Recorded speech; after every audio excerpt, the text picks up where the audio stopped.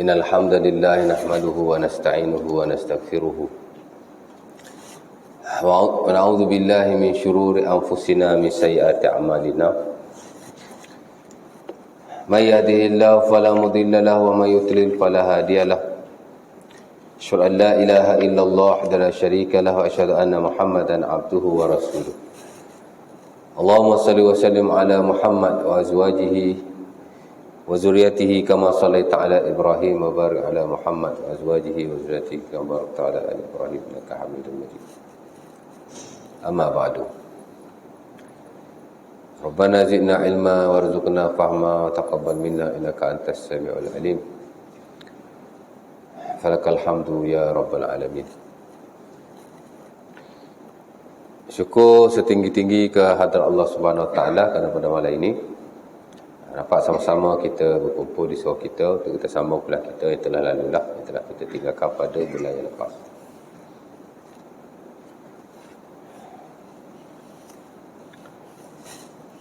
Tak amai malam ni ya? Ha? Apa? Ya. Cuaca kot. Sungai Buloh daripada tengah hari tadi hujan, tak berhenti, renyai-renyai. Tiba-tiba anak lalu KL, tak hujan. Tapi hujan juga tadi kot. Nampaklah basah-basahnya tu. Tapi banyak kering aja. Di Sungai Buloh saya keluar tadi pun hujan lagi, renyai-renyai macam tu. Kelantan banjir. Banjir kan? Diorang hantar share, jalan-jalan banyak ditutup. Saya pun call orang tua saya tadi pun, dia kata hujan juga lah lebat. Semalam lebat. Tak pernah banjir bulan 2 ya. Biasa banjir bulan 12. Ya. Malah gempa bumi hari Sabtu. Hari Jumaat ya. Oh, saya duduk kat bilik saya. Di atas kursi. Goyang kursi tu. Cakap, apa sebab aku goyang ke saya buat macam tu? Duduk lagi, goyang lagi. Pelik sangat badan saya goyang. Lepas tu tak apa 5 minit, masih call. Bang, tadi ada goyang tak kursi meja? Meja tak goyang lah, tak pegang. Tapi kursi rasalah goyang tu. Ada sikit lah, tak banyak, sikit. Ha? Saya 1 saat, 2 saat je. Tak ada sampai 10 saat. Tak apa lah ya.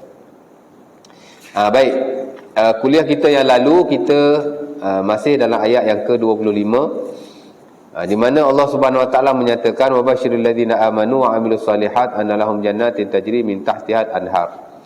Allah Taala suruh Nabi menyampaikan kepada orang-orang yang beriman dan beramal soleh tentang syurga bagi mereka yang mana mengalir di bawahnya sungai-sungai ya. Jadi at-tabsyir adalah one of the attributes of the Prophet sallallahu alaihi wasallam. Salah satu daripada sifat Rasulullah sallallahu alaihi wasallam itulah menyampaikan. Ada benda yang baik yang disampaikan oleh Rasulullah, itu dalam konteks tabsyir. Ada benda yang tidak baik yang disampaikan oleh Rasulullah, itu dalam konteks inzar.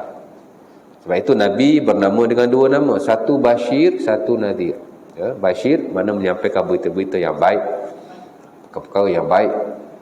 Nadir menyampaikan berita-berita yang tidak baik, azab, neraka dan seumpamanya ya. Kepada siapa nak disampaikan berita itu? Kepada orang yang beriman dan beramal soleh. Kerana golongan ini adalah golongan yang diiktiraf oleh Allah Subhanahu Wa Taala. Dalam Quran banyak golongan yang disebutkan olehnya. Dan golongan yang paling diangkat oleh Allah Subhanahu Wa Taala dalam kitabnya ialah orang-orang yang beriman dan beramal soleh. Beriman maksudnya percaya kepada apa yang dibawa oleh Rasulullah sallallahu alaihi wasallam. Daripada wahyu, sama ada Al-Quran ataupun hadis-hadis baginda, yang mana kita wajib mengimaninya. Especially perkara-perkara yang disepakati, ijma', qat'i, consensus, wajib kita mengimaninya. Adapun perkara yang kita tidak wajib mengimaninya, maka ya, mudah-mudahan kita tidak diambil tindakan oleh Allah Subhanahu Wa Taala. Pasal dalam hak akidah ni ada yang usul, itu hak wajib kita beriman lah ya. Ada benda furu' tak wajib beriman. Ya. Kadang kita suka bercanggah dalam hal yang furuk lah. Padahal dia tidak ada, orang kata apa, bukan kita tak penting, tapi benda furuk kan.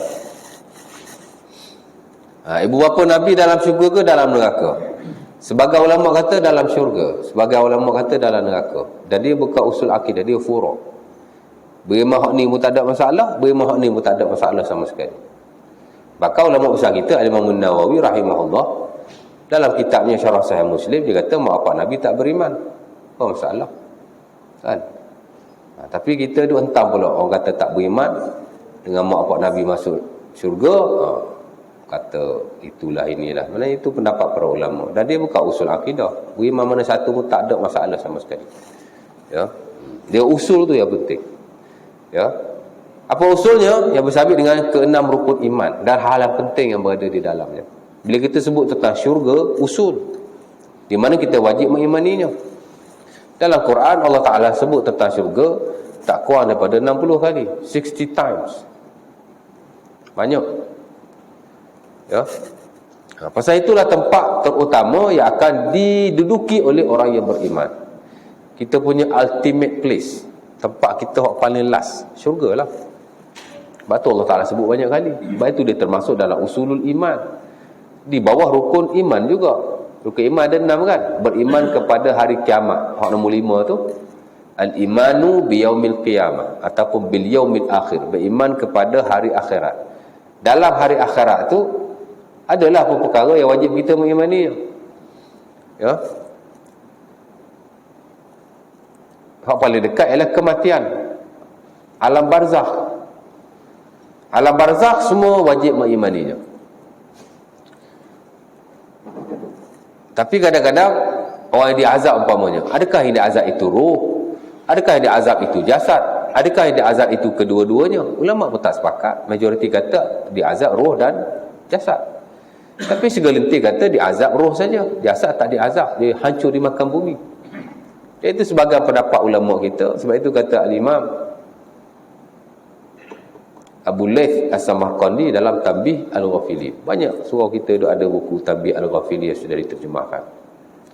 Kat Nusantara Melayu famous lah buku tu. Kan dalam Ba'azah Kubur dia dah sebut. Ulama telah berselisih pendapat dah hari ini. Yang penting kita mengimaninya. Ada pun kaifiatnya secara khusus hanya Allah Subhanahu wa taala saja yang mengetahui. Itu saja. Sebab itu kita kena bezakan. Mana usulul iman, perkara yang fundamental, yang setiap orang wajib mengimaninya, mana yang bukan fundamental. Ia benda-benda furuk yang kadang-kadang tidak ada nas yang boleh dipegang sama sekali. Ada nas tu sahih tapi tidak sahih, tak jelas. Ada nas tu sahih jelas tapi tidak sahih. Jadi macam-macam PL kan. Tapi kalau usul jelas, syurga usul. Dalam Quran Allah Taala sebut many times. Nah, hadis Nabi banyak Allah Taala sebut. Dalam hadis Nabi banyak Rasulullah sebut. Sebab tu dia termasuk dalam perkara yang wajib diimani, usulul iman. Bahkan ulama karang buku khas Al-Jannatu wan Nar sejak dulu sampai hari ini. Al-Imam Abu Nu'aim Al-Asbahani ada buku khas Al-Jannatu wan Nar. The Paradise and Hell. Antara buku masyhur juga ialah buku Al-Jannatu wan Nar karangan Ibnu Abi Dunya. Dia mesti banyak baca buku itu. Al-Jannatu wan Nar karangan Al-Imam Ibnu Abi Dunya. Ulama masyhur ahli sunnah wal jamaah. Ya.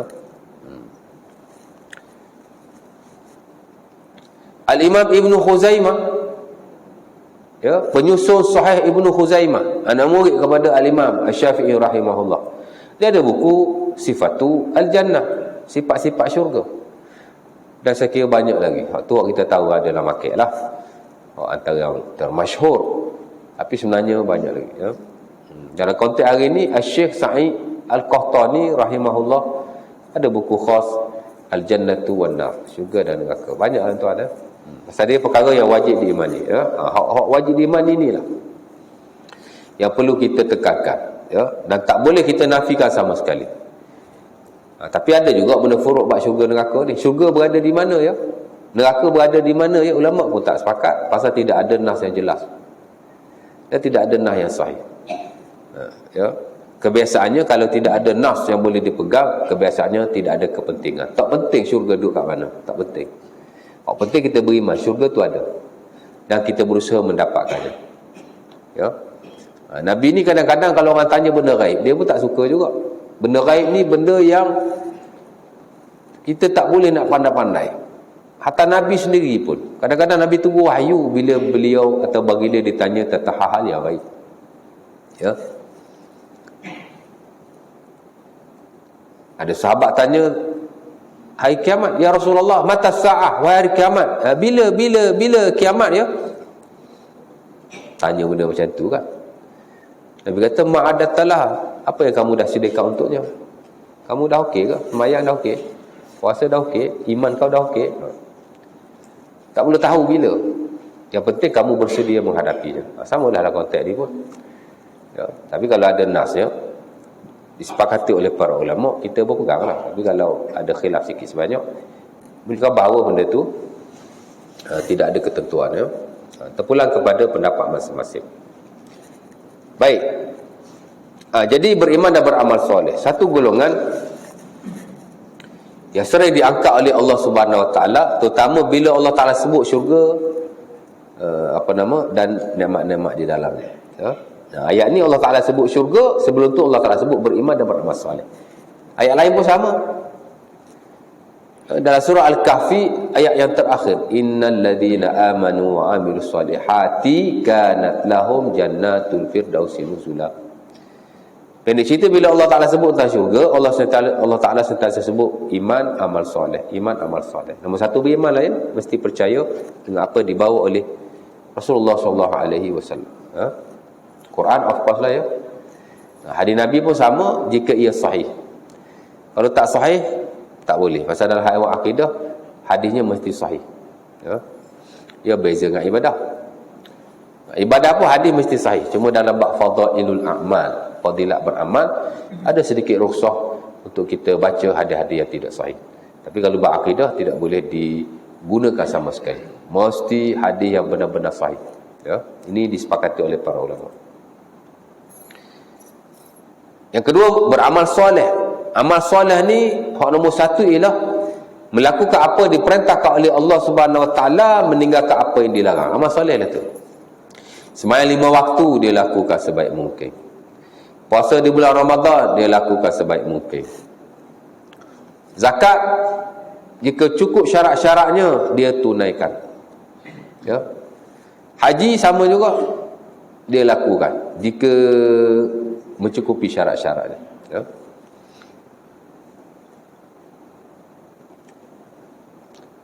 Dan perintah-perintah yang lain. Ya. Perintah ni tak banyak tuan. Perintah melakukan sesuatu tidak banyak. Lebih banyak lagi perintah meninggalkan sesuatu. Ya. Perintah melakukan ibadat nak dibandingkan perintah larangan dalam muamalat lebih banyak. Pasal Allah Ta'ala tahu kita ni nak buat susah sikit berbanding nak tinggal. Sebab tu perintah meninggalkan sesuatu lebih banyak. Kan? Dan kita berpahala di sisi Allah Subhanahu Wa Ta'ala dengan meninggalkan perkara itu. Allah Ta'ala larang kita mencuri. Kita tak mencuri, dapat pahala all the times. Allah Ta'ala larang kita bercakap bohong. Bila kita tidak bercakap bohong, dapat pahala. Asal bercakap je dapat pahala. Asal bercakap dapat pahala. Pasal tak ada bohong dalam percakapan kita. Very easy untuk dapat pahala. Jadi semua larangan-larangan Allah, bila kita tak buat, kita dapat pahala. Ini disepakati oleh para ulama. Beza dengan perkara yang disuruh. Bila kita buat, baru kita dapat pahala. Semayang, bila kita semayang, dapatlah pahala. Kalau tak semayang, tak dapat pahala. Baca Quran. Kan? Allah Ta'ala suruh baca Quran. Nabi suruh baca Quran. Baca dapatlah pahala. Bacaan itu, bila tak baca, tak dapat pahala. Tapi benda-benda yang disuruh kita meninggalkannya, once kita meninggalkan, kita dapat pahala. Mudah tinggal, tak buat, dapat pahala. Ya. Asal Allah Ta'ala memahami manusia. Ya. Boleh jadi pahala kita meninggalkan larangan lebih banyak daripada pahala kita melakukan amalan. Boleh jadi, kita tak tahu. Ya. Sebab tu Nabi sebut la tahqiranna minal ma'rufi syai'an. Jangan kita pandang rendah kepada kebaikan-kebaikan, especially yang telah disyara'kan oleh Allah Subhanahu Wa Taala. Buat apa yang Allah Taala suruh, tinggal apa yang Allah Taala larang. Yang disuruh tinggal ni lebih banyak sebenarnya. Hikmah lah Allah Taala pasal manusia ni. Kan? Itu yang bila Nabi Isra' Mi'raj tu yang 50 semayang jadi 5 tu. Kalau 50 semayang, tiap-tiap jam semayang tuan. Kan? Nanya kita.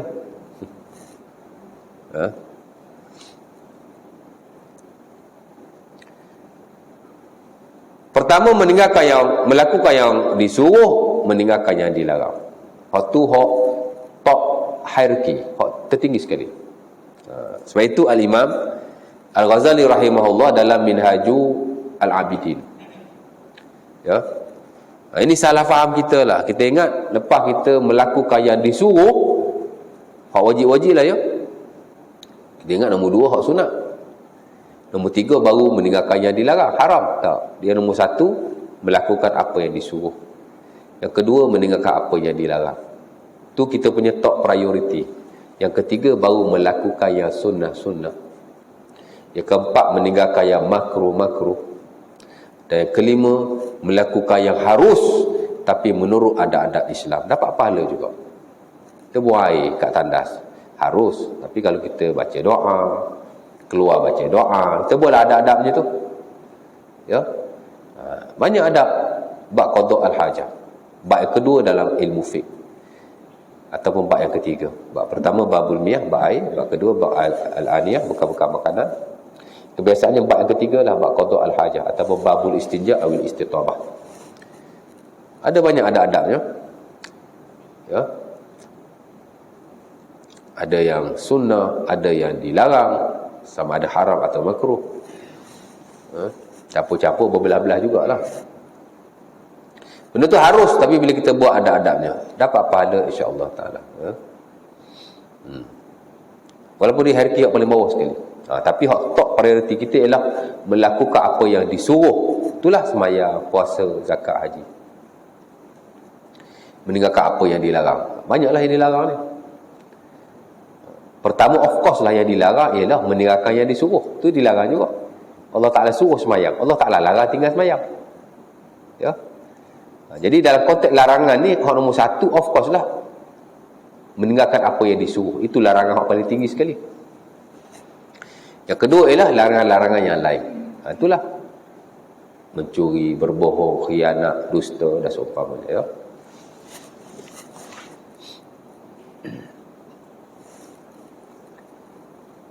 Jadi kita nak kena faham hierarki ibadah seumpama itu. Perbaiki dulu ibadah yang top, fardu lah.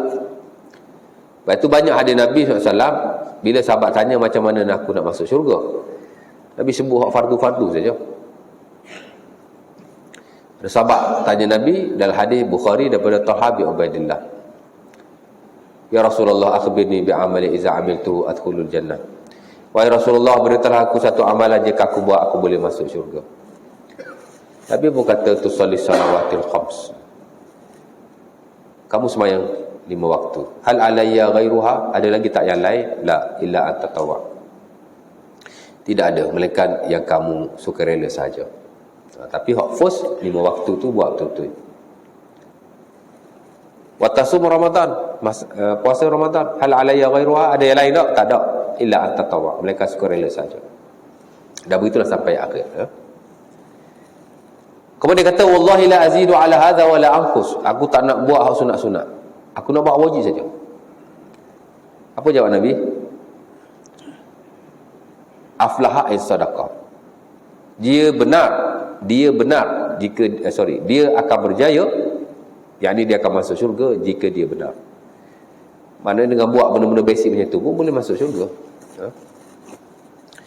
Dalam riwayat lain Nabi kata idza aradtum an tarau ahlal jannah fa uzur ila hadzal rajul. Uzuru ila hadzal rajul.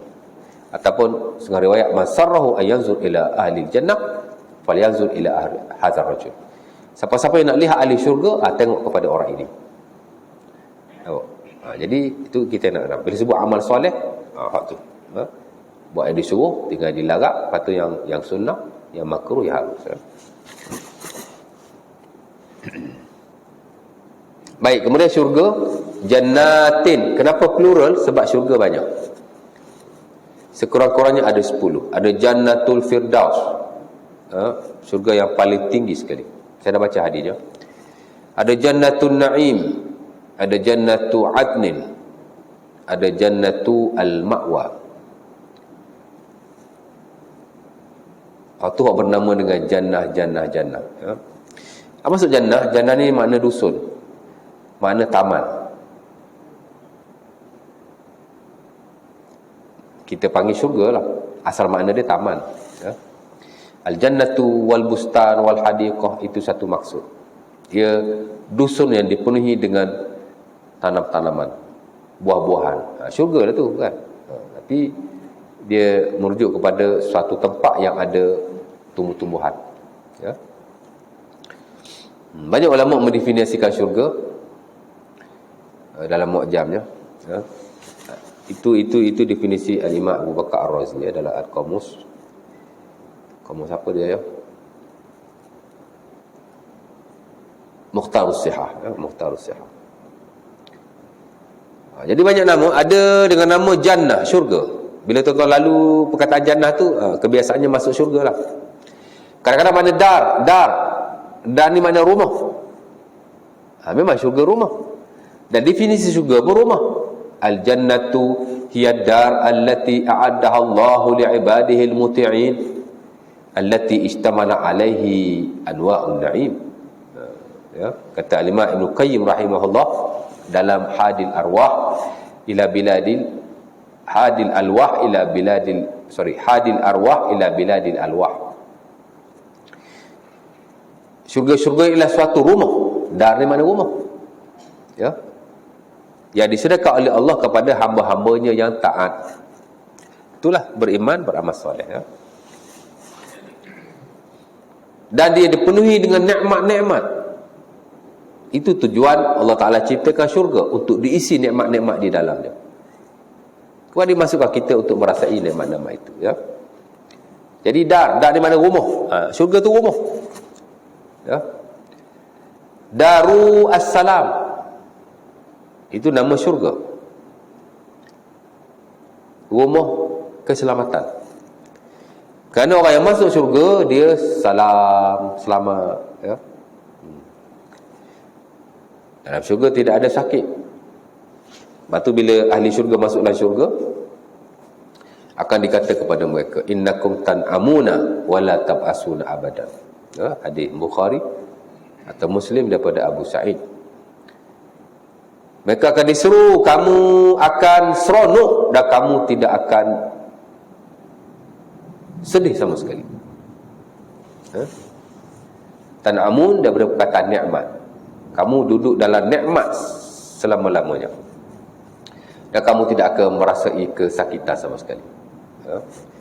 So, kalau sakit, sedih pun tak ada. Happy sepanjang masa.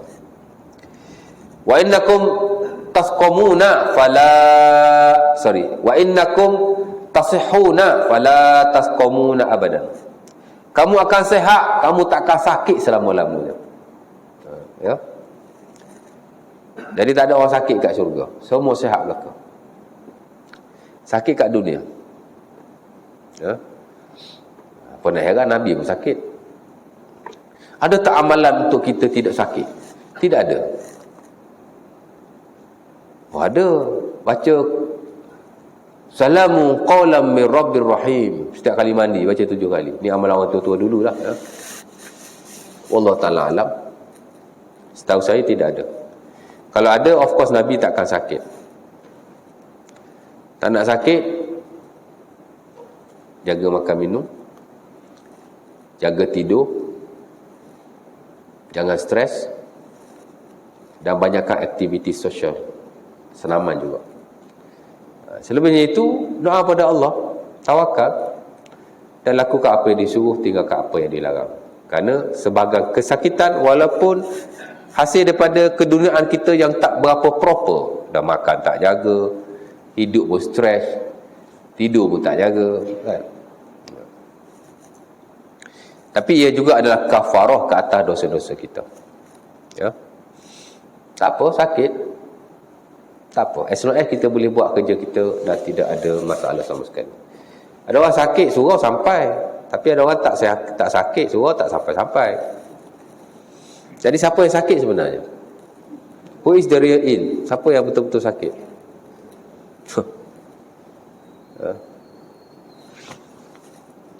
Dan Nabi ajar doa-doa untuk kesembuhan. Ya. Dalam hadis al-Imam At-Tirmizi rahimahullah daripada Anas bin Malik, ad-du'a la yuraddu bainal azan wal iqamah. Doa tidak ditolak antara azan dan iqamah. Faqalu ya Rasulullah fama nas'alu? Maka kami nak mohon apa pada Allah? Is'alu al-afiyah fid dunya wal akhirah. Mintalah keafiatan di dunia dan di akhirat. Afiat di mana sihatlah ya. Nabi suruh minta sihat. Ya. Dalam hadis diriwayatkan oleh Abi Hurairah, Sunan Abi Dawud, sebelum salam Nabi baca doa, Allahumma afini fi badani, Allahumma afini fi basari, Allahumma afini fi sam'i, la ilaha illa anta, Allahumma inni a'udzubika minal kufri wal faqri, Allahumma inni a'udzubika minal kufri wal faqri, la ilaha illa anta. Ya Allah, afiatkanlah aku pada badanku, afiatkanlah aku pada penglihatanku, afiatkanlah aku pada pendengaranku. Tiada Tuhan melainkan Engkau. Wahai Allah, aku berlindung denganmu daripada kekufuran dan kefakiran. Ya. Tak nak fakir ni. Tiada Tuhan melainkan kamu.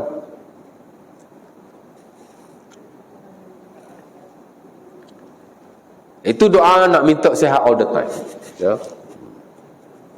Bahkan bila ada sahabat sakit, Nabi ajar pula doa khusus untuk kesembuhan.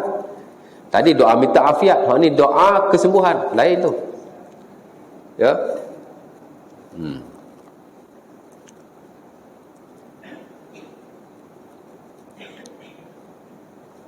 Ada sahabat Nabi nama Utsman bin Abil As dalam Sahih Al-Bukhari. Lepas dia masuk Islam, dia selalu sakit pada badannya.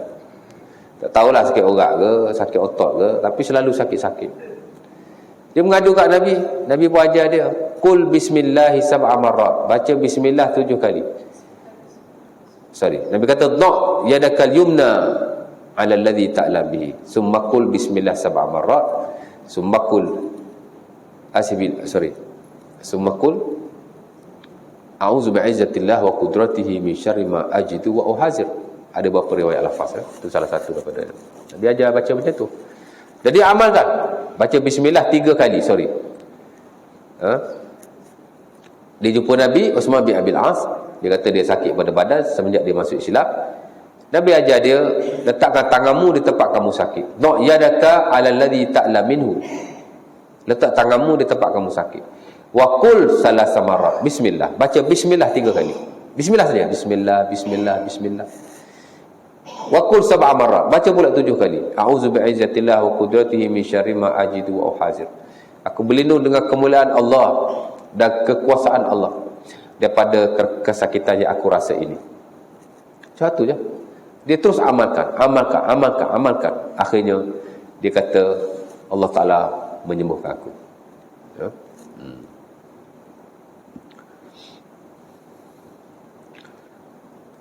Jika ada sahabat-sahabat Nabi ataupun ahli keluarganya yang sakit, kadang-kadang Nabi membaca 3 kul kepadanya. Umpama kata Aisyah dalam Sahih Muslim, kana Nabi yu'awwiz man ishtaka min ahlihi bil mu'awwizat. Nabi SAW mentakwizkan, membaca ayat penyembuhan ke atas ahli keluarganya yang sakit. Itulah dia membaca qul a'udzu birabbil falaq dan qul a'udzu birabbin nas. Dan ada riwayat qullah sekali. Nabi sering membaca 3 kul kepada saudaranya atau ahli keluarganya yang sakit. Saya all the time, anak saya memang kalau tak sihat je saya akan baca 3 kul, tiup-tiup pada badan. Ubat makan jugalah. Itu satu doa lah kepada Allah. Jampi akhir baca jampi ya. Kadang-kadang Nabi baca azibil ba'sa rabban nas washfi anta syafi la syafi illa anta syifa'an la yughadiru saqaman. Seumpama yang diriwayatkan oleh Ibnu Mas'ud dalam Sahih Al-Bukhari. Ya. Sebab itu Ibnu Mas'ud antara orang yang tegas dalam mengamalkan bacaan-bacaan ini ke atas ahli keluarganya yang sakit. Isteri dia bila sakit, dia jumpa seorang tok berumur. Tok Bomoh tu ikat tali pada tangannya. Dia jampi tak apa-apa, dia ikat tali. Ibnu Mas'ud balik nampak tali, dia tanya, tali apa tu? Bini dia nama Zainab. Tadi aku sakit, jadi Tok Bomoh ni baca-baca, aku pakailah tali ni. Dia pun potong tali itu. Dan dia berkata kepada isteri, innama yakfika an taquli kama 'allamana Rasulullah. Cukup untuk engkau baca apa yang telah diajarkan oleh Rasulullah kepada kami. Asibil ba'sa rabban nas washfi anta syafi la syafi illa anta shifaan la yughadiru saqaman. Ya. Tak perlu tangkal mangkal. Tangkal tidak ada pada zaman Rasulullah sallallahu alaihi wasallam. Ya. Baca doa sudah cukup. Ya, tangkal kalau tulis ayat Quran, ustaz, adakah harusan sebagai mengharuskan dengan syarat-syarat tertentu? Tapi yang afdal tak perlu sama sekali. Ya. Di atas larangan umum tangkal daripada ayat Quran ke, daripada buka ayat Quran ke, baik-baik ditinggalkan. Ya. Takkan tulis satu ayat bawa, selamat dah tu, sihat lah tu. Sahabat Nabi hafal Quran penulan dada pun sakit juga, mati juga, berperang, terbunuh juga. Ya. Tapi kalau negara hukum haruslah sebagai mengharuskan. Ya. Tapi tak perlu sama sekali. Kenapa mengharuskan? Sebab ada seorang sahabat Nabi nama Abdullah bin Amr bin Al-As. Seumpama yang diriwayatkan dari Sunan At-Tirmizi daripada Amr an Syu'aib an Abi Ajadihi. Abdullah bin Amr bin Al-As ni anak dia yang boleh baca, dia ajar suruh baca. Anak dia yang kecil yang tak boleh baca, baby, maka dia tulis doa dia ajar oleh Rasulullah dan dia letakkan pada badannya. Kita ni dah tua bangka pun nak tulis-tulis pakai lagi, buat apa? Konteknya tak sama, kan? Ha? Tapi tak dinafikan yang mengharuskan menggunakan hadis itu. Hadis itu bukan perbuatan Nabi, bukan juga kata-kata Nabi, perbuatan para sahabat, ijtihad daripada beliau, dan sahabat tidak menerima wahyu. Jika ia bersalahan dengan hadis-hadis Rasulullah, of course lah kita ambil yang Rasulullah, tinggalkanlah yang itu saja. Ha? Dan dia kembali kepada keyakinan kita kepada Allah Subhanahu Wa Taala dan kepada sunnah Rasulullah. That's it. Ha? Kalau kita yakin tak ada masalah. Dan boleh pula orang kata, jangan takut tangkal-tangkal ni. Ya. Memang kita kena takut syirik kepada Allah. Takut pada tangkal, lebih takut pada Allah ni. No, memang kita takut kepada tangkal tu kerana kita takut mensyirikkan Allah. Ya, bukan takut kat tangkal tu. Ya, jadi tak perlu sama sekali. Of course lah kalau Nabi melawat sahabat yang sakit, Nabi baca doa-doa orang yang sakit. Allahumma shfi Sa'da, Allahumma shfi Sa'da, Allahumma shfi Sa'da. Dan saya Muslim, ada seorang sahabat Nabi nama Sa'd bin Abi Waqqas. Kalau kita belajar kitab wasiat dalam bab muamalah harta, hadis-hadis yang dia guna pakai dalam bab wasiat, hadis Sa'd bin Mu'az, Sa'd bin Abi Waqqas lah. Dia sakit, dia ingat dia nak mati. Dia mewasiatkan hartanya 1/3 daripada dia. Dia mintalah pandangan Rasulullah. Dia ingat dia nak mati, dah sakit. Nabi pergi, Nabi doa, Allahumma shfi Sa'da, Allahumma shfi Sa'da. Ya. Akhirnya sihat dia, tak mati-mati. Nabi mati pun dia tak mati lagi. Ya. Itu yang kata adanya amalan untuk kita tahu bila kita nak mati. Baca hasbiyallahu la ilaha illa huwa alaihi tawakkaltu wa huwa rabbul arsyil azim 7 kali. Tiap pagi dan petang. Fadilat dia kalau kita nak mati, Allah Ta'ala beritahu. Macam-macam fadilat ya. Amalan tu boleh diamalkan ya, 7 kali baca akhir surah At-Taubah, hasbiyallahu la ilaha illa huwa alaihi tawakkaltu wa huwa rabbul arsyil azim. Memang digalakkan kita baca setiap pagi dan petang 7 kali. Data hadis diriwayatkan oleh Imam Tirmizi daripada Abu Zar ataupun Abu Hurairah. Cuma sanad dia ada kata sahih, ada kata hasan ya. Tapi fadilat tu tidak ada. Nabi cuma kata siapa-siapa yang amalkan itu kafahullahu min amrihi kafahullahu ma ahammahu min amri dunia wal akhirah. Allah Ta'ala akan cukupkan baginya apa-apa yang diperlukan olehnya daripada urusan dunia dan urusan akhirat. Itu je salah satu fadilat dia. Itulah satu-satunya fadilat dia. Ada kalau mati Allah Ta'ala bagi tahu, kadang dalam mimpi, kadang Allah Ta'ala bagi kita rasa ilham. Wallahu Ta'ala alam. Ya. Sahabat nak mati pun Nabi tak tahu. Dulu saya pernah sebut kan, fadilat mesti ada nas. Kalau tidak ada nas, fadilat itu tidak sahih sama sekali ya.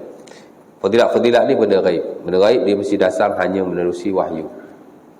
Testimoni, Ustaz, testimoni. Testimoni is not applicable. Tak boleh digunakan. Ya. Ada orang amal, dia dapat benda tu. Mana dia tahu dia dapat benda tu dengan sebab dia amal benda tu? Dia tak tahu, sebab dia tak terima wahyu. Ya. Sebab itu ulama kita amat tegas dalam bab fadilat. Antaranya Al-Imam Abu Syamah dalam bukunya Al-Inkar ala Al-Hawadis wal Bidah. La tasbutu fadilatu fi syar'i illa bidalil syar'i. Tidak sabit satu fadilat dalam syarak. Katanya tidak sabit sesuatu fadilat dalam syarak melainkan dengan dalil syarak. Jangan terpedaya sama sekali. Ya. Bersama mana fadilat pun kalau dia tidak berasas kepada wahyu. Kita tidak tahu betul atau tidak. Punya berlamuk dalam syarak fadilat-fadilat yang diasaskan oleh wahyu, kita tak utamakan. Ya. Azan lah. Azan dulu lah. Lepas tu anda sambung 5 minit.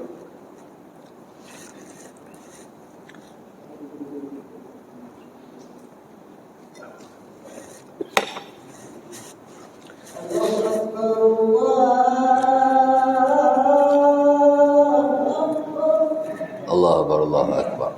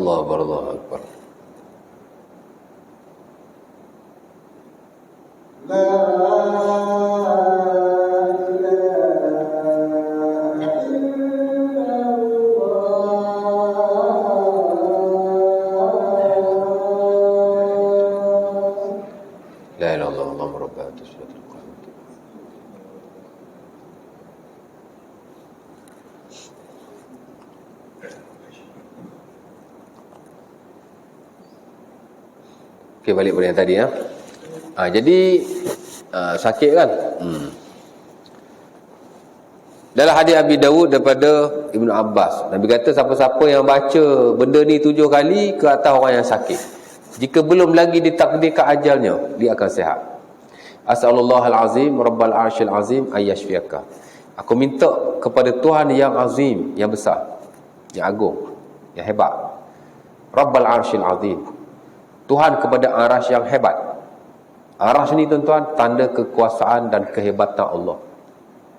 Lepas tu banyak Allah Ta'ala menyandarkan dirinya dalam Quran, Rabbul Arsyil Azim. Rabbul Arsyil Azim, Tuhan arasy yang agung. Tuhan arasy yang agung. Antara the magnificent creation of the God ialah arasy. Ciptaan Allah yang paling agung ialah arasy sebenarnya. Sebab tu Allah Ta'ala berbangga dengan menyebut arasy dalam Quran. Sehingga Allah Ta'ala kata, Sumastawa alal arsh. Allah Ta'ala bersemayam di atas arasy. Arasy ni satu keagungan Allah Subhanahu Wa Ta'ala. Ya. Dan ulama sepakat dia adalah makhluk yang paling besar. Paling besar, tak tahu besar macam mana ya. Seluruh alam jika dibandingkan dengan kursi Allah, seumpama satu cincin di tengah padang pasir. Padang pasir yang luas itu adalah kursi Allah, cincin itu adalah seluruh alam, langit bumi. Nah, arasy Allah Ta'ala pula seumpama satu cincin di padang pasir. Cincin yang arasy tadi, itulah padang pasir itu adalah arasy Allah Subhanahu Wa Ta'ala. Tak boleh nak bayangkan betapa besar dan agungnya arasy Allah Subhanahu Wa Ta'ala. Dia adalah ciptaan Allah yang paling hebat sekali ya. Maka kita doa, aku minta daripada Tuhan yang agung, pemilik singgahsana yang agung. Arasy ni makna singgahsana ya, supaya dia menyembuhkan kamu ya. Saya bila melawat sahabat yang sakit, saya baca alhamdulillah, sihat sahabat saya. Tapi ada yang mati juga. Pasal dia dah ditakdirkan mati kan, baca doa apa pun ya. Kalau Allah Ta'ala sebut dah dalam Quran, kalla idza balagatit taraqi wa qila marra. Bila orang tu memang dah nak mati, panggil siapa bagi jampi pun tak jadi. Tapi kalau dia belum nak mati, kita jampi, mudah-mudahan cepatlah dia sihat. Mudah-mudahan. Khairun nas anfa'uhum linnas. Sebaik-baik manusia ialah dia memberi manfaat kepada saudaranya. Doa. Itu tujuan kita pergi ziarah orang sakit. Ya?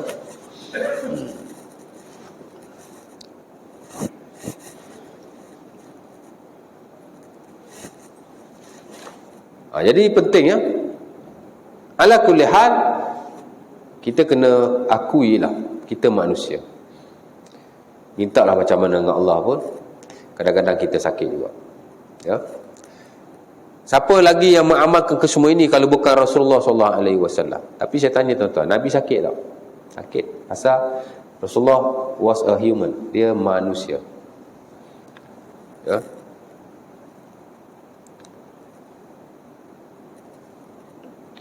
Manusia yang diberi kemukjizatan kepadanya. Ya. Orang kata Nabi ni manusia luar biasa. Saya tak suka guna istilah itu. Manusia yang diberi kemukjizatan kepadanya.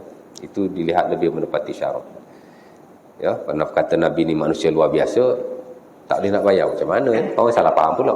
Manusia yang diberi mukjizat kepadanya. That's it. Dia manusia biasa, Allah Ta'ala beri kelebihan. Apa kelebihan itu? Mukjizat. Ya. Disebabkan dia manusia, of course lah dia sakit. Dan Nabi tuan-tuan, bila dia sakit, dia 2 kali ganda daripada kita sakit. Nabi tu. Sebab itu bila Nabi nak wafat, ya, Ibnu Mas'ud dalam Sahih Muslim, dia melawat Rasulullah. Ataitu Nabi azuruhu wa huwa yu'aku faqultu ya Rasulullah ya Rasulullah innaka tu'aku wa'ka syadida. Nabi sakit. Masa tu Nabi nak mati lah ya. Aku melawat. Aku tengok Nabi sakit teruk. Aku berkata kepada Rasulullah, wahai Rasulullah, teruk sangat kau sakit ni. Nabi berkata, innama u'aku kama yu'aku rajulan minkum. Aku sakit seumpama 2 orang yang sakit di kalangan kamu. Nabi demam ke, Nabi sakit ke, kita 2 orang sakit. Berat Nabi pasal Allah Ta'ala nak angkat darjat Nabi SAW. dengan bagi Nabi rasa lebih daripada orang lain. Ya. Sebab itu bila kita sakit, diampunkan dosa, diangkat darjat. Jangan kita berputus asa. Allah Ta'ala kadang-kadang dia bagi kita sakit, dia nak uji kita. Nak tengok dia ni sabar ke tak sabar. Siapa yang sabar, aku redha kepada dia. Siapa yang jazak, berputus asa, tak dapat apa-apa lah, dapat sakit je lah. Ya. Lepas tu kita kena didik diri kita sentiasa memuji Allah Subhanahu Wa Ta'ala. Kita sakit, ada orang lain lebih sakit daripada kita. Ya. Jangan tengok orang hak lebih kurang daripada kita. Jangan tengok orang hak lebih baik daripada kita. Tengok orang hak lebih kurang daripada kita. Kan? Kita sakit, ada orang lebih sakit. Saya setahun dua ni banyak masuk hospital kan. Ingat kita ni macam-macam problem kan? Ada sakit sana, sakit sini. Tapi bila tengok orang lain lagi teruk lah sakit ya. Rupanya aku ni okey lagi lah. Boleh berjalan ke sana kemari. Boleh bekerja, boleh main mengajar, boleh macam-macam boleh lah. Kan? Masing-masing ada sakit masing-masing. Ya. Sebab tu Allah Ta'ala berbangga dengan orang yang walaupun dia diuji oleh Allah Ta'ala, dia masih boleh meneruskan. Ya. Perintahlah yang Allah Ta'ala perintahkan kepada kita, buat setakat kita mampu lah tuan-tuan. Selebih itu serah kepada Allah Subhanahu Wa Ta'ala. Ya. Saya dulu pernah accident tuan-tuan. Saya ingat saya mati dah. Itu yang sebab saya ada spine problem. Ya. Accident. Tuan-tuan tu langgar apa? Langgar lembu. Tak tahulah lembu langgar saya ke, saya langgar lembu, saya tak tahu. Yang saya tahu, saya langgar dia, saya jatuh. Tengah-tengah jalan jatuh. Bukan tengah jalan lah, tepi jalan. Masa tu, saya ingat saya mati kot. Saya ingat mungkin ada kereta akan datang langgar saya. Kemudian saya berserah lah. Malam ni kalau aku mati pun, aku redha wahai Allah.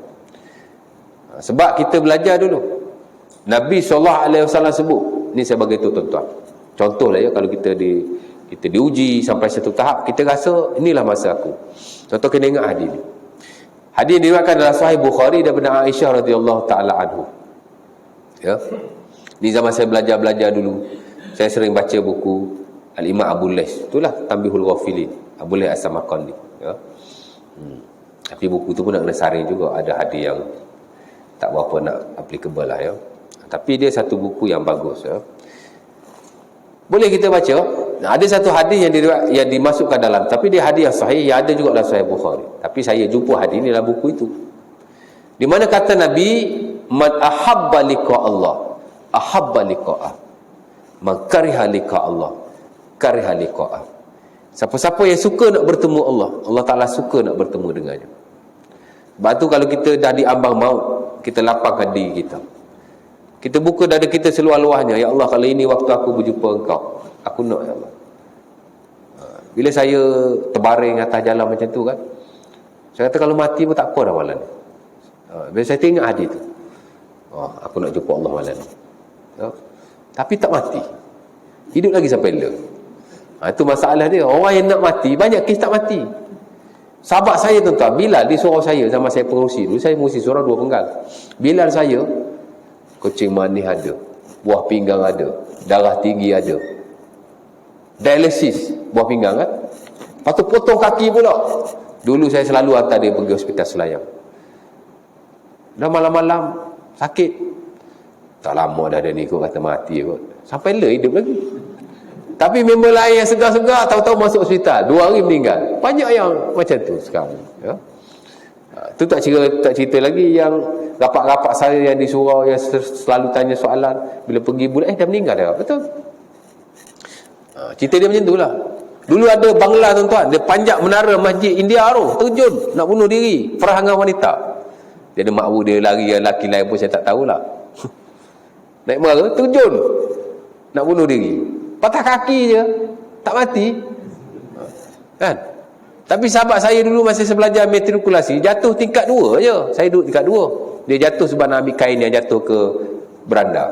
Jatuh tingkat 2 je. Satu tingkat. Mati. Menara Masjid India tu 10 tingkat tu. Bukan Masjid India, lagi satu masjid tu dekat Cokit. Tinggi menara dia tu. Ya. Jadi banyak kes orang yang tak nak mati dia mati.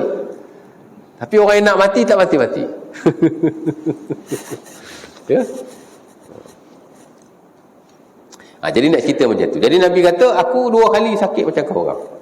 Maka sahabat bertanya kepadanya, fa inna laka la ajrain, jadi kamu dapat 2 kali ganda pahala lah wahai Rasulullah. Nabi kata, na'am, aku dapat 2 kali ganda pahala. Allah Ta'ala nak gandakan pahala Nabi, nak angkat darjat Nabi, dia bagi Nabi sakit lebih daripada orang lain. Jadi kita pun samalah lah kontek-kontek itu ya.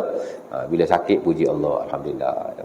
Untung tak sakit, boleh minta Allah sihat, boleh doa selalu. Kalau kita sihat aja kadang-kadang lupa Allah tuan. Saya kalau mari sakit betul kan doa semua. Asbibat rabbana wasfi antas syafi dalam rokok, dalam tasyahud. Tengok sekarang orang dah sihat sikit tu. Tinggal dah doa tu sekali-sekala je baca apa. Bagus juga sakit ni. Tapi janganlah nak sakit minta ya Allah sakitkan aku, janganlah.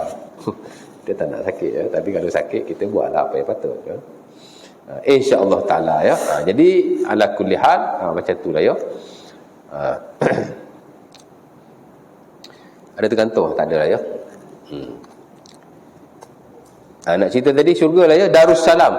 Tan'amun la tab'asu abadan. Kamu tasihu la tasqamu abadan. Syurga tak ada sakit ya, sihat. Sihat je. Jadi kalau kita kat dunia ni sakit lutut, sakit pinggang, tak apa. Esok-esok tak sakit lah. Wa innaka an tahyau wa la tamutu abadan. Itu yang more importantly. Kamu akan hidup, kamu tidak akan mati selama-lamanya. Kehidupan yang abadi ya.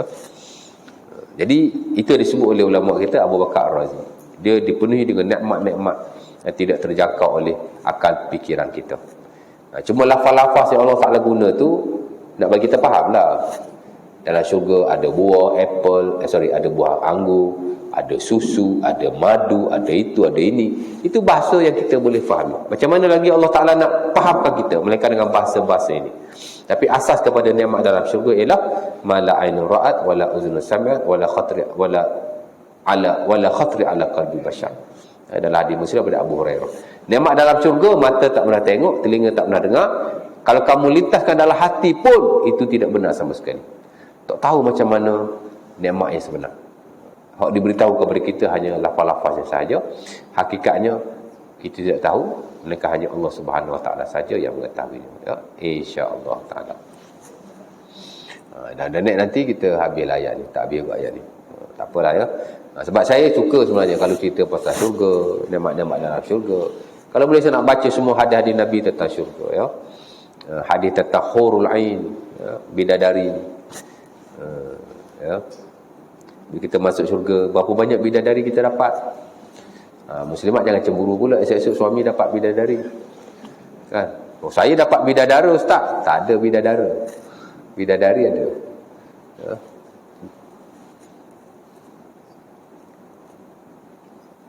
InsyaAllah ta'ala. Jadi setakat itu ada nak tanya apa-apa tak?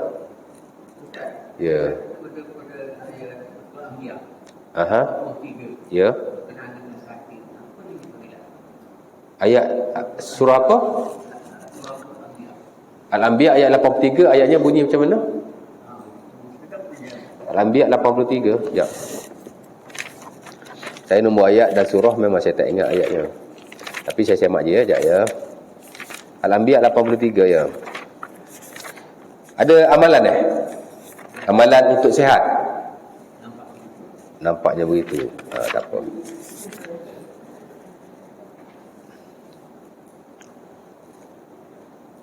Al-Anbiya. Saya ni kalau tengok mata rabun tak nampak.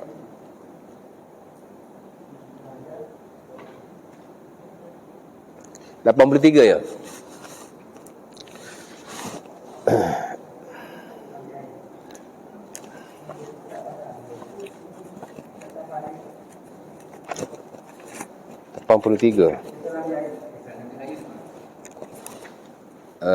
Mana? 83 Okey. Kisah Nabi Ayub. Wa ayyuba iznada rabbahu anni masani yadur wa anta arhamur rahimin. Ayat ni Allah Taala beritahu Nabi Ayub alaihi salam, salah seorang nabi di kalangan nabi-nabi dan rasul yang diutuskan oleh Allah. Dia memang sakit, ya. Dan bila dia sakit, dia mengadu kepada Allah. Katanya, anni masani yadur wa anta arhamur rahimin. Aku disentuh oleh penyakit engkaulah yang maha merahmati di kalangan orang-orang yang merahmati. Dan Allah Ta'ala kata, fastajabna lahu fakashafna ma bihi min dur. Kami pun menerima rintihannya itu. Dia memang tak minta dengan Allah supaya disihatkan, tapi rintihannya itu Allah Ta'ala faham dia nak sihat. Jadi Allah Ta'ala terima, dan Allah Ta'ala telah menghilangkan daripadanya akan kesakitan. Ya. Mana dia minta dengan Allah jugalah untuk sihat. Ya. Soalnya ayat ni kita nak amal untuk sihat, boleh tak Ustaz? Saya kata Allah Ta'ala alam. Saya pun tak pasti. Tapi saya akui lah, banyak digalakkan bila kita sakit, bacalah ayat ini. Ya. Sebenarnya ayat Quran semuanya adalah syifa. Kita boleh baca mana-mana ayat kita mahu, boleh saja. Ya. Wa nunazzilu minal Qur'ani ma huwa syifaa'un wa rahmatul lil mu'minin. Allah Ta'ala sebut dalam Quran, dan kami turunkan Quran sebagai syifa. Quran ni tuan-tuan, dia tidak ada spesifik ayat untuk syifa. The whole Quran adalah syifa. Tak semestinya baca ayat ni. Ayat ni nak beritahu Nabi Ayub. Tapi bolehlah kita amalkan seumpama Nabi Ayub. Ya Allah, kau lah yang maha merahmati. Tengoklah aku ni Allah, boleh, tak ada masalah. Tapi kalau nak amal exactly ayat ni untuk sihat, saya kata saya tidak tahu. Ya. Dalam kitab At-Tibbun Nabawi, The Cure of the Prophecy, yang ada ialah, kalau ayat Quran lah, in specific, pertama ialah Al-Fatihah. Al-Fatihah. Baca yang ini, tak baca Al-Fatihah, saya kata tak menepati sunnah lah. Yang Nabi ajar kita tinggalkan, kita ambil yang ini boleh jadi digalakkan amal, mungkin ulama yang istinbatkan, mungkin, ya, saya tak pasti. Tapi saya akui ada disarankan. Tapi dalam perubatan kenabian tidak ada. Kalau Quran, nombor satu Al-Fatihah. In spesifik lah, ya. Secara umum semua Quran adalah syifa. Tapi in spesifik hanya beberapa surah. Pertama Al-Fatihah, confirm. Yang kedua ialah 3 kul. Ya. Itu sajalah kalau ayat Quran. Kemudian doa-doa Rasulullah lah, doa syifa yang saya baca sebahagian daripadanya tadi. Ya. Kalau aku nak tapak ini, Allah Ta'ala lah. Bagi saya, kalau ada yang menyarankan, boleh. Ya. Tapi bagi saya tak perlu sama sekali. Ya. Pasal kita dah ada set bacaan Nabi ketika sakit. Ya. Sama jugalah macam selawat syifa, bagi saya tak perlu. Kita dah ada set zikir Nabi ketika sakit. Ya. Tapi kalau ada yang menyarankan, tuan-tuan nak amalkan, terpulang. Ya. Ayat ni bagus juga. Dia memuji Allah. Anni masani yadur wa anta arhamur rahimin. Ya. Dia sebenarnya Nabi SAW, dia sebenarnya macam ni ya tuan-tuan. Bila kita nak sesuatu daripada Allah, cukup dengan doa. Dan dengan bahasa kita pun. Nabi dah ajar dalam Sahih Muslim, hadis riwayat Jubair bin Sulaim. Bila baginda ditanya, "Man anta?" "Ana Rasulullah." Nabi kata, "Aku Rasulullah.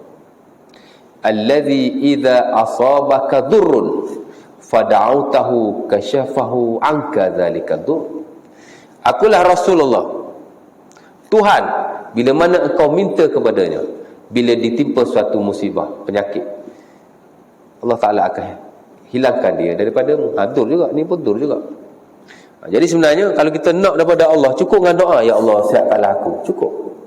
Ya. Sebenarnya Allah Ta'ala boleh bagi kita kesihatan, boleh hilangkan penyakit daripada kita, sekadar kita doa sedemikian. Pasal Nabi ajar begitu saja. Aku adalah Rasulullah. Ya. Tuhan yang mana jika engkau ditimpa penyakit atau musibah atau kemudaratan, kamu minta kepadanya, dia akan beri. Ya.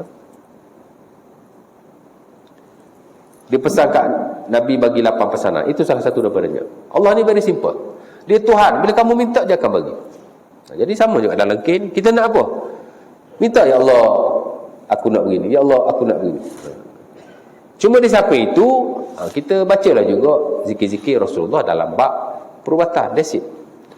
Kemudian kita makan ubat, kita makan penawar, makan itu, makan ini, itu saja. Ya. Kalau nak kira yang tak ada dalam set perubatan kenabian ni, bukan ayat ni saja. Ya. Baca 7 ayat syifa dalam Quran. Allah Ta'ala sebut ayat syifa 7 kali. Ambil ayat tu, ambil ayat ni, ambil ayat tu ni, baca sekaligus kan. Itu ada dalam buku Ar-Risalah Al-Qusyariyah. Dia mimpi jumpa Nabi, Nabi ajar zikir tu. Akhirnya orang amal tu, hak Nabi ajar mesti riwayat yang sahih ni tidak diamalkan lagi. Orang amal hak mimpi Kusyairi tu. Situ ada problem sikit lah. Betul tak? Hak Nabi ajar confirm daripada riwayat yang dijaga daripada satu zaman sampai kita tak amalkan. Akhirnya kita amal satu benda yang datang daripada mimpi, yang boleh jadi betul, boleh jadi tidak. Ayat Quran juga, tapi dia dari sudut pengamalan kita tu, ya. Jadi bagi saya, amal apa yang diajak oleh Rasulullah. Kalau ada yang lain, kalau dia tidak bercanggah, boleh amal. Tapi kalau ada bercanggah ataupun ada polemik di sana sini, macam sahabat Syifa lah, ada kata okey, ada kata tak okey, tinggal senang. Kalau okey berlambak lagi, apa kita nak melibatkan dia apakah tidak okey? Macam itulah cerita dia, ya. Jadi Allah Alam lah dia. Tapi dia satu kalimah yang baik. Dia puji Allah, anni masanatu wa anta arhamur rahimin. Aku ditimpa kemudaratan, engkau lah yang maha merahmati. Boleh amal sebab dia boleh bacalah, dia rintihan Nabi Ayub. Kita pun rintih jugalah pada Tuhan, itu saja. Tapi nak baca ayat ni, contoh biasa dia akan jadi macam ni. Baca ayat ni 7 kali lepas solat, baca ayat ni 7 kali setiap pagi petang. Saya rasa kalau baca tu, Allah Ta'ala alam lah, dia tak ada rasa dalam perubatan Nabi. Boleh, ya? Jadi itu saja kot. Aku lupa. Ada soalan lagi? Saya sampai ke 10, tak apa. Dah pukul 9 dah. Marah cuba. Aku lupa lihaza. Assalamualaikum warahmatullahi wabarakatuh. Tanggung majlis kita atas berkafar ada surah.